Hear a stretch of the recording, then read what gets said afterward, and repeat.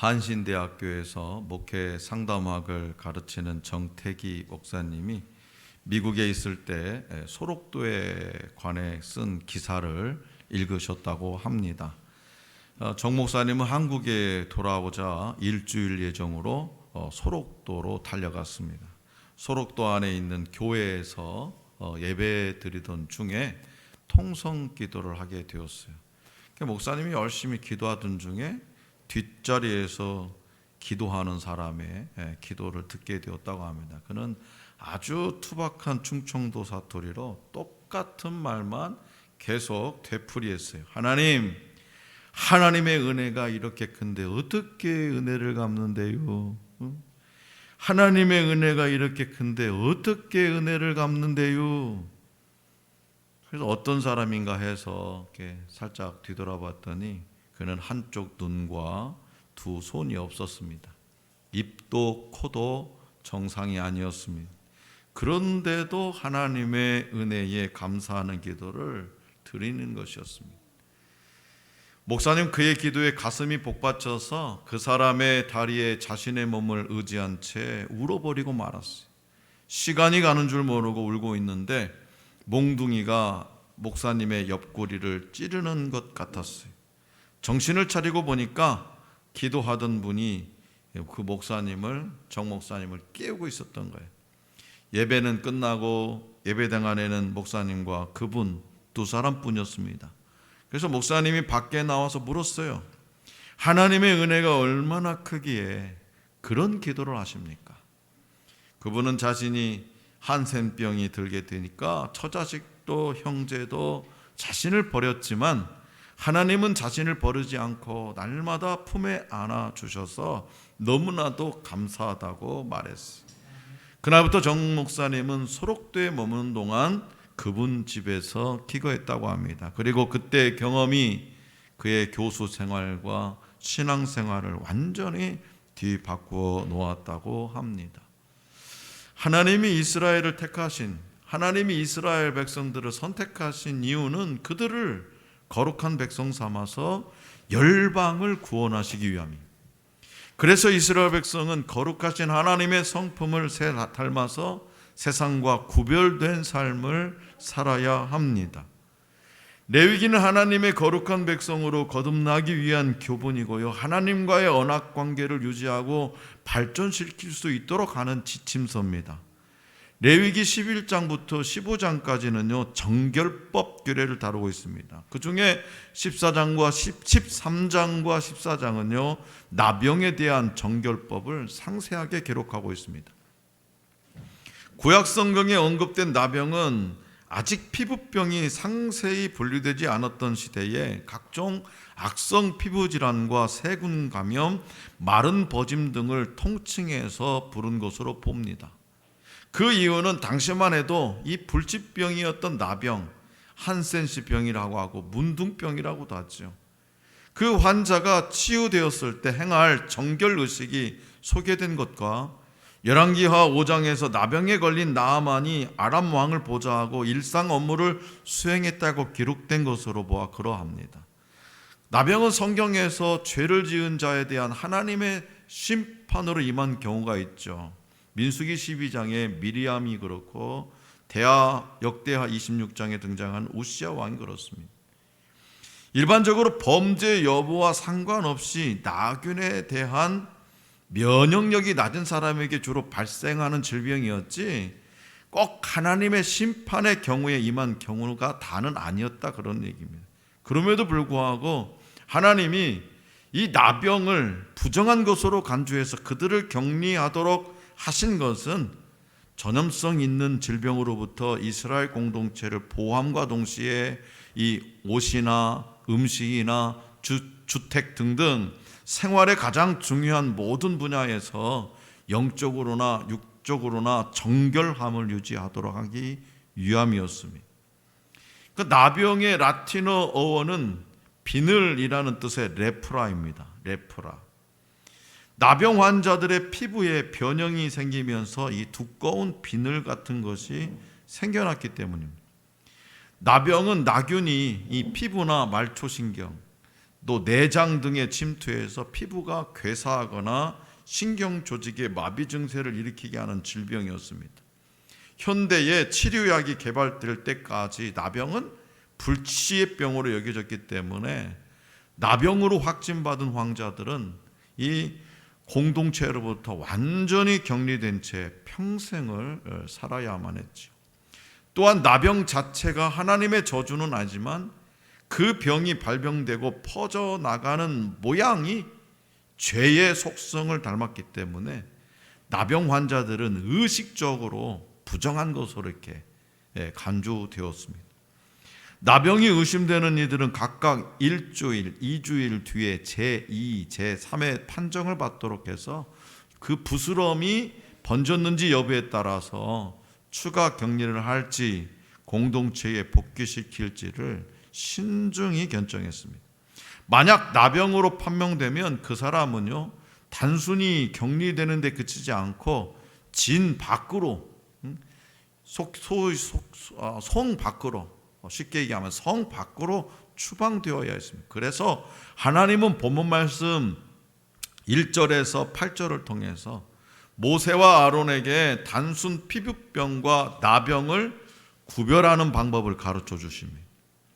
먼저 사람이 나병 같은 것이 생기거든 그를 제사장 아론이나 그의 아들 중 한 제사장에게 데려가고 제사장은 이 환부에 털이 휘어지고 정상적인 피부보다 우묵해졌으면 나병으로 진단하고 부정하다라고 선언하라고 말씀하십니다. 부정하다. 그리고 피부 색점, 즉 피부에 희끄무레한 얼룩 혹은 종기만 희고 환부에 털이 희지 않고 우묵하지도 않으면 판정을 유보했다가 7일 간격으로 2차례 다시 관찰해서 환부가 확산이 되는지 그 여부를 보고 판단하라고 말씀하셨습니다. 또 하나님은 본문 말씀 9절에서 10절, 17절 말씀을 통해서 피부에 흰 점이 돋고 털이 휘어지고 생살이 부푼 경우와 나병이 전신에 퍼졌을 때 각각 제사장이 어떤 판결을 내려야 하는지도 가르쳐 주십니다. 제사장은 환자의 피부가 벗겨지거나 골마 터지고 그 아래 생살이 돋아나면 나병 증세가 상당히 오래 진전된 중증으로 판단해서 그를 진 밖으로 쫓아내서 병이 나을 때까지 혼자 지내게 했습니다. 그런데 질병이 전신에 퍼지고 딱지가 말라 떨어지게 되면 몸 안의 병독이 모두 바깥으로 발산된 것으로 판단해서 그 사람은 정결하다라는 판결을 내리라고 이렇게 말씀하십니다. 자, 성경에는 하나님의 긍휼을 입은 자들이 이 나병으로부터 기적적으로 치유된 사례가 소개되어 있습니다.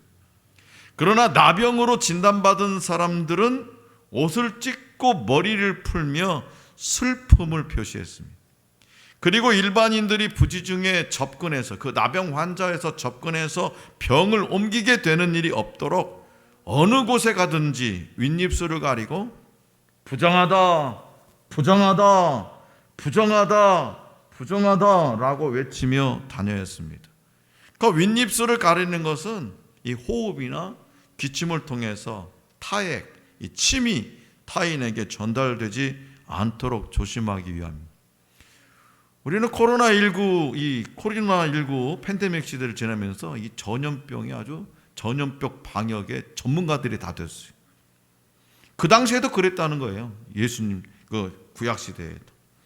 자, 이는 죄를 지은 자들이 끊임없이 자기 비하와 하나님과 세상으로부터의 소외당하게 됨을 연상시켜 주기도 합니다. 나병과 죄악 사이에는 많은 유사성이 있습니다. 첫째는 잠복성입니다. 잠복성. 나병은 환자의 신체대에 오랫동안 잠복해 있다가 나균에 대한 면역력이 떨어지는 순간에 드러나기 시작한다는 거예요. 죄의 씨앗도 다양한 경로를 통해서 우리 내면에 뿌려지는데 우리 내면에 잠복해 있다가 경건의 능력이 떨어지고 죄를 지을 수 있는 최적의 환경이 갖춰지는 순간에 모습을 드러낸다는 거예요. 둘째는 파괴성입니다. 나병은 환자의 외형을, 이 얼굴 모양이라든지 손이라든지 발이라든지 이 환자의 외형을 심하게 변형시키면서 모든 감각기관을 마비시켜 고통을 느끼지 못하게 해서 생명에 위협을 줍니다. 자, 죄는 어떤? 죄는 선악의 판단 기능을 마비시키고 하나님의 뜻과 임박한 심판에 대해서 무뎌지게 만들어서 영원토록 파멸로 인도합니다. 셋째는 전염성입니다. 나병은 아주 작은 반점에서 시작하지만 결국 온 몸으로 점점 퍼지고 그리고 한 사람에게 시작해서 여러 사람에게 번지는 전염성이 있습니다. 죄는 한 사람의 인생 전체를 죄로 문들게 한 뿐만 아니라 우리 공동체에도 악영향을 끼친다는 거죠. 넷째는 분리성입니다. 나병에 걸린 사람은 결국 건강한 사람들과 분리되어서 살아갈 수밖에 없어요. 죄는 사람과 사람을 나누게 만들고요. 의인과 죄인, 사람과 사람을 나누게 만들고요. 하나님으로부터도 멀어지게 합니다. 죄를 지은 사람은 지옥에 가고 죄를 회개한 자는 의인은 천국을 가게 되는 거죠. 그렇기 때문에 하나님 나라 성도인 저와 여러분들은 죄에 빠지지 않도록 늘 경건에 힘써 강한 면역력을, 영적 면역력을 키워야 합니다. 우리의 몸과 마음에 죄악이 침투했는지 늘 바르게 판단하는 이 영적 분별력을 키워야 됩니다. 또한 죄악된 모양과 습관은 아무리 작은 것이라도 아예 최초부터 싹을 잘라버려서 하나님과의 교제가 끊어지는 아픔을 겪지 않도록 주의해야 됩니다. 하나님은 그분이 거룩하시기에 우리도 거룩하기를 원하십니다. 거룩하신 주님은 죄악된 인간이 회개하지 않은 모습으로 그분 앞에 나오는 것을 기뻐하지 않으십니다. 혹시 여러분 가운데 대수롭지 않게 생각하면서 즐겼던 것이 시간이 흘러서 나쁜 영향을 끼치게 된 것이 있다면 무엇이 있습니까? 자, 예전에는요, 초등학생들이 여름방학을 맞으면 꼭 학교에서 받아오는 책이 한 권 있었어요. 뭐냐? 탐구생활. 탐구생활이라는 책자가 있었습니다.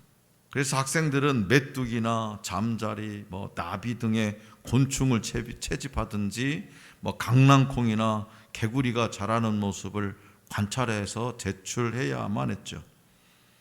어느 집사님이 어렸을 때 탐구생활 숙제를 하려고 이번 여름방학 때는 모기의 일생을 한번 내가 연구해봐야지, 관찰해봐야지. 그래서 그 모기의 일생을 주제로 과제를 준비했다고 합니다. 집 근처 웅덩이에서 자라나고 있는 모기 알을 무더기로 채집해와서 세숫대야에다 담고 자라는 모습을 날마다 이렇게 관찰했어요. 그러던 중에 가족 휴가가 있어서 4, 5일간 집을 비웠다가 돌아왔는데 문을 열고 집 안으로 들어오는 순간 온 가족은 기겁을 하고 말았어요. 수백 마리의 모기 유충이 모기떼가 되어가지고 막 가족에게 달려들었기 때문이죠. 그날 밤 집사님은 모기떼와 함께 집에서 쫓겨났다고 합니다. 자, 성도 여러분, 죄는 다양한 경로로 우리의 삶에 찾아옵니다. 다양한 경로로. 처음에는 그다지 해로워 보이지 않고 재밌어 보이기도 하고 심지어 매력 있어 보이기도 합니다. 하지만 잠시 방심하는 사이에 걷잡을 수 없이 커져서 통제할 수 없는 지경까지 이르게 되죠. 죄악을 방지하는 가장 좋은 방법, 내가 죄를 짓지 않는 것, 죄를 차단하는 것, 아예 애초에 죄가 나의 삶에 자리 잡지 못하도록 차단해버리는 거예요. 아예. 자, 레위기는 이스라엘 백성의 육적 건강을 위해 기록된 의학 교과서가 아닙니다. 물론 하나님은 그분의 백성이 건강한 모습으로 번창하며 살기를 원하시지만 레위기는 그 같은 목적만을 위해 기록된 것은 아니라는 거죠. 오히려 레위기는 이스라엘 백성의 영적 순결을 위해서 주신 하나님의 명령을 기록한 책이에요. 왜냐하면 육적 건강은 영적 건강을 떠나서는 지켜줄 수 없기 때문입니다. 그래서 오늘 우리에게 주신 본문 말씀의 가르침은 단순한 의학적 피부병 진단 혹은 치료 매뉴얼이 아니라 거룩하신 하나님 앞에서 살아가야 할 하나님 백성의 성결한 삶에 대한 지침입니다. 오늘날 교회에서는요, 집사나 권사나 장로 직분을 받지 않은 평신도를 성도라 이렇게 읽었습니다. 성도. 그러나 사실 이 성도가 우리 교회 생활에서는 가장 낮은 직분처럼 생각하지만 이 성도라는 말은 거룩한 무리라는 뜻이어서 그 어느 명칭보다도 존귀한 의미를 담고 있습니다. 중세 때부터 교회는요, 많은 이의 존경을 받았던 그리스도인들이 얼마나 거룩한 경건의 모양과 능력을 드러내는지 사후에 그가 죽은 후에 조사해서 각각의 단계에 따라서 이름을 붙였다고 합니다. 대체적으로 카톨릭에서 그랬죠. 지금도 그렇습니다.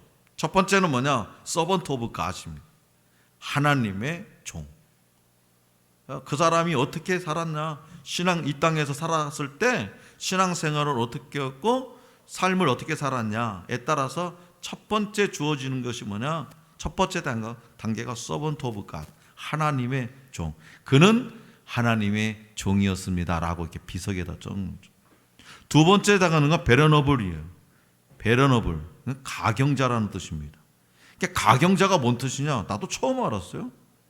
이걸 준비하면서 영적인 공덕을 지니고 있는 성직자나 평신도에게 보여지는 칭호라 합니다. 가경자, 베러너블. 세 번째는요, 블레시드입니다. 블레시드, 복자입니다. 말 그대로 한자로 따지면 복받은 사람, 복자. 영자 다음 복자가 아니고 순자가 아니고 복자예요.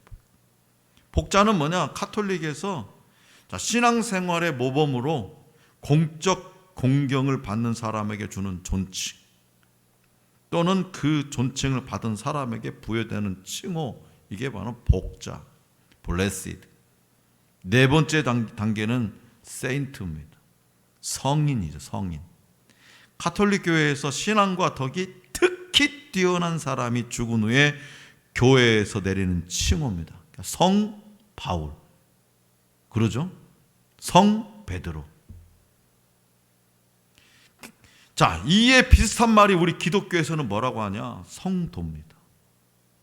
세인트에 비슷한 말, 성도, 성인. 일반적으로 기독교 신자를 높여 부리는 존칭, 이게 성도인데 그 성도라는 말이 뭐냐? 성도라는 말이 거룩한 무리. 일반적으로 우리 교회에서 그냥 이제 신앙생활 막 시작한 사람, 교회에서 가장 낮은 직분이라고 생각되는 성도가 카톨릭에서는 가장 높은 존칭이라는 말이에요. 자, 그렇기 때문에 오늘날 우리는요, 몸과 마음과 영혼을 좀먹는 모든 해악으로부터 자신을 지키며 거룩한 무리, 즉 이 성도라 부름 받기에 부끄럽지 않은 하나님의 백성이 되어야 됩니다. 성도. 성도니 나는 그냥 성도니까 집사도 서리 집사도 아니고 성도니까 뭐 내가 막걸리 한 잔 마실 수 있지. 아니라는 거야, 아니라는. 하나님은 레위기를 읽는 모든 성도가 하나님의 백성으로서 성결한 삶을 살기 원하신다. 성결. 몸과 마음이 깨끗하기를 원하십니다. 오늘날은 외모 지상주의라는 말까지 등장할 정도로 외모를 우선시하는 시대입니다. 사람들은요, 외적인 아름다움을 위해서는 많은 돈과 시간과 노력을 기울이고 있습니다. 노력을. 운동, 헬스 클럽에 땀을 뻘뻘 흘리고 1시간, 2시간 반나절씩 일하는 사람. 피부에다 막 좋은 거. 요즘은 막 가히 막 발라야 돼. 가히.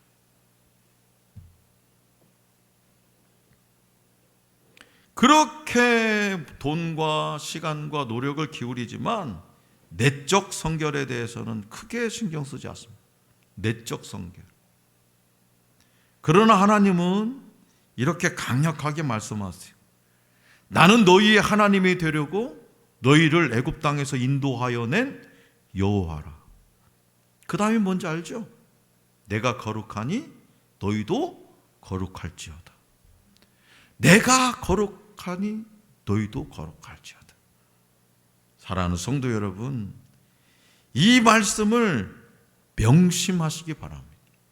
내가 거룩하니 너희도 거룩할지어다. 인간의 부정함과 하나님의 거룩함은 본질상 공존할 수 없습니다. 하나님은 나병 분별법과 정결 규례를 통해서 죄의 잠복성과 파괴성과 또 죄의 전염성과 분리성을 오늘 우리에게 알게 하셨습니다.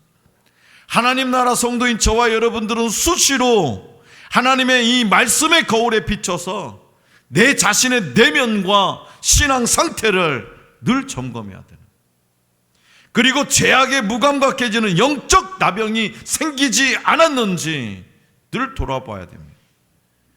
아무리 작은 것이라도 이 죄악된 것은 그 모양조차도 버리고 죄의 싹을 잘라버려서 하나님과의 교제가 끊어지는 아픔을 겪지 않도록 주의해야 됩니다. 왜 우리가 죄를 짓지 않아야 되느냐? 가장 무서운 건 뭐냐? 하나님과 멀어지는 거예요. 하나님과 멀어져요. 토마스 아켄피스는요, 자신의 책 그리스도를 본받아에서 주님은 우리가 그분이 걸으신 길을 따라 살기를 권고하신다 라고 말했어요. 우리 주님은 저와 여러분들이 자신이 걸어가신 그 길을 따라오기를 권고하신다는 거예요. 우리 주님은 저와 여러분들이 주님처럼 이 땅에서 살기를 원하신다는 거예요. 자, 그래서 그리스도인의 삶은 예수님을 따라 살아가는 삶입니다. 성경 어디를 보더라도 예수님이 많은 사람들이 모여서 나이트클럽에서 춤췄다라는 얘기는 없습니다.